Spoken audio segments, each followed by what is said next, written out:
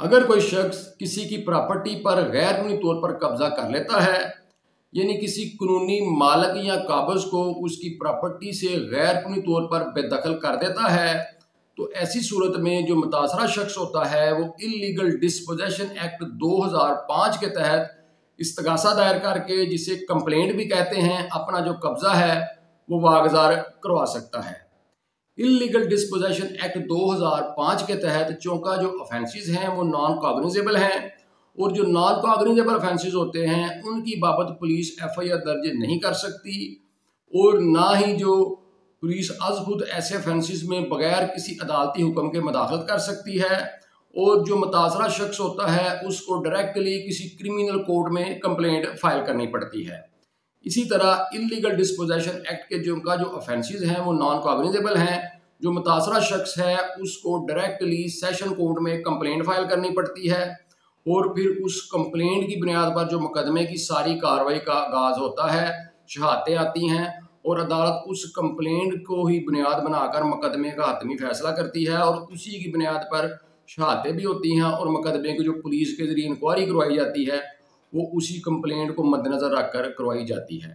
तो इसलिए इसमें जो सबसे अहम चीज़ है वो कंप्लेंट है, वो इस्तगासा है। जिस तरह कॉग्निजेबल ऑफेंसेस में जो सबसे अहम चीज़ एफआईआर होती है, और उस एफआईआर की बुनियाद पर तमाम मुकदमे की कार्रवाई चलती है, और बिलाखिर जो मुकदमे का हतमी फैसला होता है वो एफआईआर की कहानी को मद्देनज़र रखकर ही किया जाता है। इसी तरह इल्लीगल डिस्पोजेशन एक्ट 2005 के तहत जो कार्रवाई है उसका आगाज़ एक कंप्लेंट से होता है, और मुकदमे का जो फैसला है वो इस कंप्लेंट को ही मद्देनज़र रखकर किया जाता है। तो चूँकि ये सबसे अहम चीज़ है जिसकी बुनियाद पर इल्लीगल डिस्पोजेशन एक्ट 2005 के तहत कार्रवाई का आगाज़ होता है, इसलिए इस कंप्लेंट को फाइल करने से पहले मुकम्मल एहतियात बरतनी चाहिए, और ये देखना चाहिए कि इसमें कोई ऐसा कानूनी सिकम ना रह जाए जिससे कोई लीगल या टेक्निकल डिफेक्ट पैदा हो जाए, और शक व शुबहात पैदा होने की बुनियाद पर मुलजम को फ़ायदा पहुंच जाए, और आपका जो इस्तगासा है उसके नाकाम होने का जो है वो चांसेस पैदा हो जाएं, या उसकी कामयाबी के जो चांसेस हैं वो कम हो जाएं। तो इसमें ऐसी कौन सी चीज़ें हैं जिनको एक कंप्लेंट फाइल करने की सूरत में मद्देनज़र रखना चाहिए? उसमें जो सबसे पहली चीज़ है, जब आपने कंप्लेंट फाइल करनी है तो सबसे पहली चीज़ आपने अपनी कंप्लेंट में ये बयान करनी है, जो आपकी जो प्रॉपर्टी है आपने उसकी मुकम्मल, उसकी तफसील, उसकी मुकम्मल जो डिटेल डिस्क्रिप्शन है वो आपने बयान करनी है। उसकी तफसील में क्या होगा कि आपने सबसे पहले जो प्रॉपर्टी है उसका वो स्टेटस बताना है कि प्रॉपर्टी का स्टेटस क्या है। क्या ये कोई कंस्ट्रक्टेड बिल्डिंग है, यानी कंस्ट्रक्टेड प्रॉपर्टी है, या कोई ओपन प्लाट है, या कोई ज़रई रकबा है। प्रॉपर्टी इन तीनों में से किसी भी सूरत में हो सकती है। आपने सबसे पहले प्रॉपर्टी का स्टेटस बयान करना है। फिर स्टेटस बयान करने के साथ ही आपने प्रॉपर्टी की जो डिस्क्रिप्शन है उसमें उसका हदूद अरबा बयान करना है। हदूद अरबा एक बड़ी लाजमी चीज़ होती है जिससे प्रॉपर्टी की पहचान होती है। उस हदूद अरबे में आपने लिखना है कि प्रॉपर्टी के मशरक, मगरब, शमाल और जनूब किन किन लोगों की प्रॉपर्टीज़ हैं, या किस साइड पे रास्ता है या रास्ते हैं। तो ये प्रॉपर्टी की डिस्क्रिप्शन बयान करने के बाद जो सबसे पहले आपने बयान करनी है, उसके बाद आपने आगे बढ़ना है। उसमें जो नंबर 2 पे चीज़ है वो आपने क्या करनी है कि आपने जो शख्स प्रॉपर्टी को क्लेम कर रहा है कि उसको गैर कानूनी तौर पर उससे बदखल किया गया है, उस शख्स ने अपना जो वो स्टेटस लिखना है कि वो किस हैसियत से प्रॉपर्टी पर काबज था। क्या वो कानूनी तौर पर इस प्रॉपर्टी का मालिक था और साथ काबज भी था, या सिर्फ कानूनी तौर पर इस प्रॉपर्टी का काबज था। अगर वो शख्स कानूनी तौर पर मालिक और काबज था तो लाजमी सी बात है उसके पास कोई रजिस्ट्री होगी, कोई सेल डीड होगी, या दीगर कोई ऐसा रजिस्टर्ड डॉक्यूमेंट होगा जो उसको मालकाना हकूक अता करता होगा। रेवेन्यू रिकॉर्ड के मुताबिक अगर वो मालिक है तो उसके पास फर्द मलकियत होगा। अगर वो किसी सोसाइटी में उसकी प्रॉपर्टी है तो उस सोसाइटी का उसके पास सर्टिफिकेट होगा। तो अपनी मलकियत का वो सबूत और साथ अपने जो कब्जा है उसका उसने कोई सबूत साथ लगाना है। अगर वो ज़रई ज़मीन है तो उसकी कोई गर्दोरी वगैरह, अगर वो ओपन प्लाट है तो फिर उसकी बाबत जो भी उसके पास कोई सबूत है, कोई एनओसी है, या कोई एक्साइज का सर्टिफिकेट है, या दीगर को उसके पास उस प्रॉपर्टी की रजिस्ट्री के वक्त उसकी प्रॉपर्टी में कोई हदूद अरबा है, जो भी उसके पास उसका सबूत है, या वो ज़बानी शहादत से भी साबित कर सकता है अपने कब्जे को, लेकिन अपना वो स्टेटस उसने बयान करके तो वो साथ लिखना है। फिर इसके बाद अगर वो प्रॉपर्टी जो है वो कंस्ट्रक्टेड है तो लाजमी सी बात है आपके पास आपके नाम पर बिजली के कनेक्शन वगैरह लगे होंगे, तो उन कनेक्शन वगैरह का जिक्र करने के साथ आपने अपने कब्जे का वो एक सबूत दे देना है और आपके पास जो बिलों की वो कापियाँ हैं वो होनी चाहिए। आपको अपनी जो मालकी के सारे सबूत हैं और अपने जो कब्जे के सबूत हैं उनका अपने इस्तगासे में जिक्र करके, तो ऐसे जो दस्तावेज़ात हैं उनको भी अपने इस्तगासे के साथ लफ कर देना है। फिर अगर आप कानूनी तौर पर काबज़ हैं तो आप अगर किसी मालिक की इजाज़त से वहाँ पर काबज़ है, यानी आप किसी के किराएदार हैं, किसी की इजाज़त से वैसे ही वहाँ पर रह रहे हैं, किसी के एजेंट हैं या गवर्नमेंट की जानब से आपको वो प्रॉपर्टी जो है वो कब्ज़े की सूरत में अलाट हुई है, तो आपने ऐसे तमाम दस्तावेज़ात का जिक्र करके अपने स्टेटस के साथ और ऐसे तमाम दस्तावेज़ात को लगाना है। और फिर जो भी आप अपने कब्ज़ा साबित करने में आपके पास दस्तावेज़ात हैं, आपके पास बिजली के बिल हैं या कोई गर्दोरी वगैरह है, ऐसी कोई तमाम चीज़ें आपने अपने इस्तगासे के साथ लफ कर देनी है, ताकि एक तो आप अपना स्टेटस जो है वो बता दें और दूसरा जो आप अपने कब्जे का जो सबूत है वो भी साथ लफ कर दें, वो अदालत में इज़हार कर दें। तो इस तरह ये दो चीज़ें मुकम्मल हो जाती हैं, एक प्रॉपर्टी की डिस्क्रिप्शन और दूसरा जो शख्स जिसने कंप्लेंट फाइल की होती है, जिसको बेदखल किया होता है, उसका स्टेटस। तो अब तीसरी जो सबसे अहम चीज़ होती है वो ये है कि चूँकि इलीगल डिस्पोजेशन एक्ट 2005 जो है वो एक क्रिमिनल लॉ है और ये क्रिमिनल ऑफेंसेस को डील करता है, इसलिए आपने इसके तहत कार्रवाई करने के लिए साबित करना है कि वाकई कोई जुर्म हुआ है। उसमें क्या करना है, आपने जो ऑफेंस है उसकी जिस दिन वो ऑफेंस हुआ है उस दिन और उस टाइम का जिक्र करना है कि इस वक्त और इस तरीक को आपको आपकी प्रॉपर्टी से किसी शख्स ने गैर कानूनी तौर पर बेदखल किया और वहाँ पर वो काबज़ हो गया। ये जुर्म के इंग्रेडिएंट्स होते हैं,